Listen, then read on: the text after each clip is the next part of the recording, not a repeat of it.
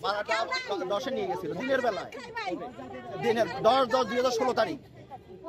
তারপর নিয়ে যাওয়ার পরে চোখ বাঁধা অবস্থায় আপনার ওখান থেকে নিয়ে গেল, গাড়িতে উঠাইয়ে 10-12 জনের চোখ বাইতে ফেলছে, হাত বাইতে নিয়ে রেখে দিচ্ছে। 40-45 মিনিট লাগছে নিয়ে যেতে। নিয়ে যাওয়ার পরে সেখানে নিয়ে গেল, সেখানে পরে একটা চোখ বাঁধা অবস্থায় রেখে, ওইখানে আপনার 1 মাস 10 দিন আমি ছিলাম।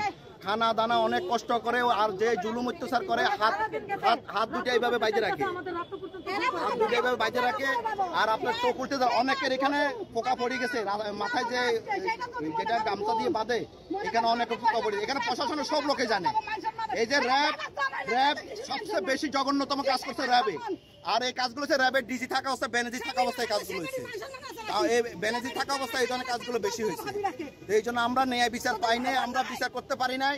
আমরা যখন বেরোয় আসলাম, আমি কোটি কোটি টাকা লোন দানা করি, বিভিন্ন সোর্সের মাধ্যমে আমার থেকে টাকা নিচ্ছে। পরে আমি যখন বেরিয়ে আসলাম, আমাকে বললো যে ছেলে সন্তানের যদি কোনো আমি সংবাদ সম্মেলন করি, মিডিয়ায় কথা বলি, আমার 2টা সন্তানকে মেরে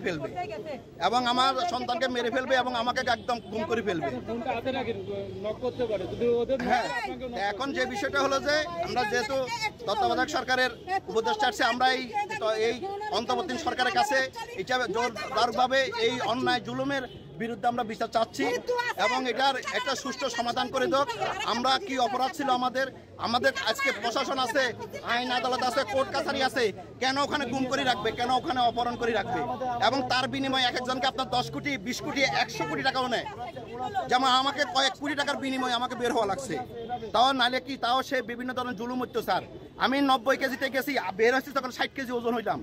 আমি পরে সেই মানে চোখে দেখতাম না, হাত পা এখান দিয়ে আমার পোকা পড়ে গেছে, এখানে গামছা একটা নেকড়া দিয়ে বাইরে রাখতো। ওখানে লোক আছে, ওখানে অনেক লোক আছে, ওখানে 300 থেকে 400 উপরে লোক আছে। প্রতিটা খাঁচা এরকম এক একটা খাঁচা থাকে, এক একটা খাঁচা এক একটা করে লোক রয়েছে, এবং বেশিরভাগ লোক রাত্রে নিয়ে মারি ফেলায়, এবং অনেক কান্নাকাটি। ওদের কি হৃদয় বিদারক, এটা বলা যাবে না।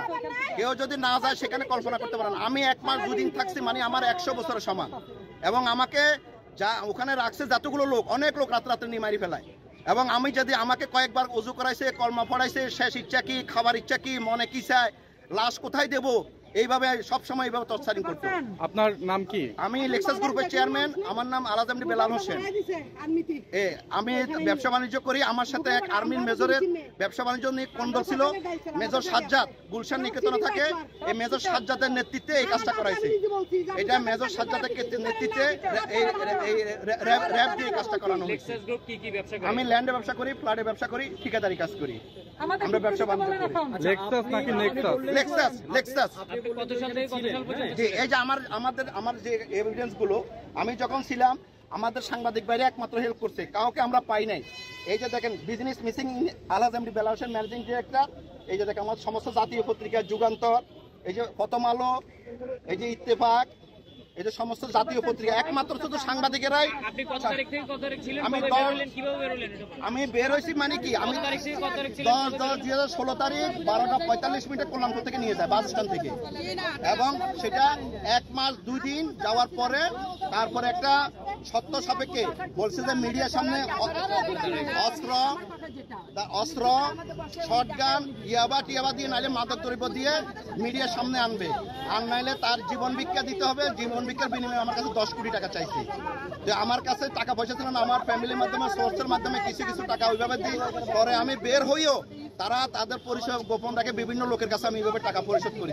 এখন বর্তমানে আমি প্রায় 3 কোটি টাকা উপর জানা আছি, সেই টাকা আমি এখনো পরিশোধ করতে পারি নাই। এই জুলুমবাজ, এত যে নিকৃষ্ট কাজেরা, এরা এই পৃথিবীতে গুম, অপহরণের মতো আর এত ভয়ঙ্কর জিনিস আর নাই। আপনাদের কাছে অনুরোধ, আপনারা আজকে যার বাসায় যাইয়ে আপনার ছেলে সন্তানকে বলবেন 10টা মিনিট চোখ বন্ধ করে থাকিয়েন। আমি দেখবো কে 10 মিনিট চোখ বন্ধ করে থাকে যদি আপনি জীবনে তওবা না করেন। আমি চ্যালেঞ্জ করলাম, 10 মিনিট চোখ বন্ধ করে থাকবেন। আর সেখানে আমরা 1 মাস 2 দিন ছিলাম, 1 মাস 2 দিন ছিলাম। একটা দিন 1 বছরের মতো গেছে আমাদের, আপনারা জানেন না। আমরা পরে বের হয়েছি বেনজিরের নেতৃত্বে, র্যাব ডিজি ছিল তখন, আর এডিশনাল ডিজি কর্নেল, ওই 2 জনের সুবাইতে 40 লক্ষ টাকার বিনিময়ে আমাকে উঠায় নিয়ে গেছিল, র্যাব 1-এ রাখছিল, এবং সেখানে আরো 400-500 লোক ছিল। এরকম ছোট ছোট খাঁচা, এগুলো সব ছোট খাঁচা। কোন এলাকা ওইটা? এটা হলো যে র্যাব 1 হবে।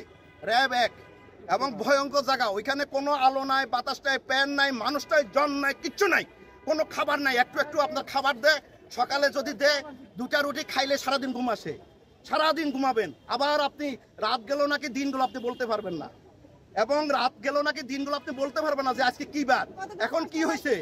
কোনো গাড়ির আওয়াজ নাই, মানুষের আওয়াজ নাই। যারা ডিউটি করে, আমি যখন বাথরুমে যাব তখন হাতের ভিতরে এইভাবে নক করতে হইতো, তখন ওরা হাতের ভিতরে একটা এসে লাঠি ঢুকে দিত। লাঠি দেওয়ার পরে সেই লাঠি ধরে ধরে যাইতাম, এবং আবার বলতো যে প্রস্তাব করার পরে 2 মিনিট টাইম দিত, আবার এইভাবে দরজা নক করতাম, আবার রুমে নিয়ে ফেলে রাখতো। এবং একটা পানির বোতল ছিল সাথে, একটা পানির বোতল দিত, ওই পানি খাইতাম। কোনো খবর নেই। ওরা রুগী আপনারা যাবেন, ওনাদের এটা একদিনে তো হবে না। এই জুলুম অত্যাচার আপনি বলেন, আপনি কোথাও মামলা করতে গেছেন, মামলা হয় না, মামলা নেবে না কেউ না কেন। আপনাকে জামাত, বিএনপি, রাজাকার, এমনি বিএনপি টিএমপি সাজাইয়ে এই আওয়ামী লীগ সরকার আমলে আমরা বিচার, আমি মাননীয় সাবেক প্রধানমন্ত্রীর কাছে চিঠি দিয়েছিলাম, স্বরাষ্ট্র মন্ত্রণালয়কে দেখা করছি, তারপরে এনএসআই, ডিজিএফআই, র্যাবের প্রধান, সেনাবাহিনীর প্রধান বিচারপতি, বাংলাদেশে এমন কোনো জায়গা নাই আমি বেলাল যাই নাই। লক্ষ লক্ষ টাকা খরচ করছি, এবং কত নেতার পিছনে ঘুরছি, কত নেতার পিছনে গেছি, কেউ ওর কাছে বিচার পাই নাই, কোনো জায়গায় বিচার পাওয়া যায় নাই। একদম সবাই মনে হয় যে একদম সাইলেন্ট ছিল। এই জন্য আজকে যে প্রধান উপদেষ্টার কাছে আমাদের যে দাবি, ওনার কাছে আমরা আসছি, এটা আমরা একটা সুষ্ঠু নিরপেক্ষ তদন্তের মাধ্যমে এই জুলুমবাজের বিরুদ্ধে আমরা বিচার চাচ্ছি। সুষ্ঠু নিরপেক্ষ তদন্তের মাধ্যমে এই জুলুমবাজের বিরুদ্ধে। আলাজ এমডি বেলাল হোসেন, আমি লেক্সাস গ্রুপের চেয়ারম্যান, আমার অফিস মগবাজার, আমি ঢাকায় থাকি। হ্যাঁ, এইভাবে হাত দিয়ে বাজে রাখতো, এই হাত দিয়ে এইভাবে বাজে ফেলে রাখতো ঘন্টায় ঘন্টায়। আপনি এই টানে এখানে পোকা পড়ে যায়, এখানে হাত কাটে যায়, রক্ত বের হয়ে যায়, এইভাবে আপনি 2 দিন 1 দিন